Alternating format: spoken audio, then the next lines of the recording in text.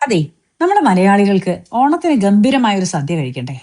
ഞാൻ ഇന്ന് പരിചയപ്പെടുത്തുന്നത് എടപ്പള്ളി ചങ്ങുപുഴ പാർക്കിനടുത്തുള്ള വൃന്ദാവൻ ഹോട്ടലിനെ കുറിച്ചിട്ടാണ് കേട്ടോ. അവിടുത്തെ എല്ലാ വിഭവങ്ങളും വളരെ ഗംഭീരമാണ് കേട്ടോ. എപ്പോൾ പോയി കഴിച്ചാലും.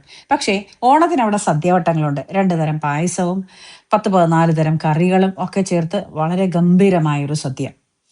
ഞാനും എൻ്റെ സിസ്റ്ററും എൻ്റെ മകനും കൂടിയിട്ടാണ് കഴിഞ്ഞ പ്രാവശ്യത്തെ ഓണാഘോഷത്തിന് അവിടെ പോയത്.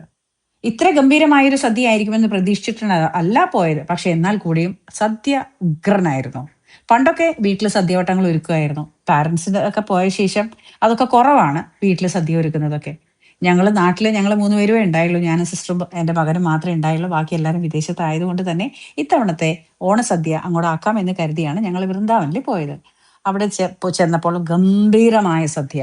2 തരം പായസങ്ങളും ഒക്കെ ചേർത്തിട്ട് നമ്മൾ എല്ലാവർക്കും, നമ്മൾ മലയാളികളെന്ന് മാത്രമല്ല കേരളത്തിന്റെ ഓണാഘോഷത്തെക്കുറിച്ച് അറിയുന്ന എല്ലാവർക്കും നമ്മുടെ സദ്യ എന്നും ഗംഭീരമായിരിക്കണം അല്ലേ? അതിനെക്കുറിച്ച് നല്ല അഭിപ്രായവുമാണ്. അതുകൊണ്ട് ഇത്തവണത്തെയും ഓണസദ്യ എടപ്പള്ളി ചങ്ങമ്പുഴ പാർക്കിനടുത്തുള്ള നമ്മുടെ വൃന്ദാവനിൽ തന്നെയാണ് വിചാരിച്ചിരിക്കുന്നത്.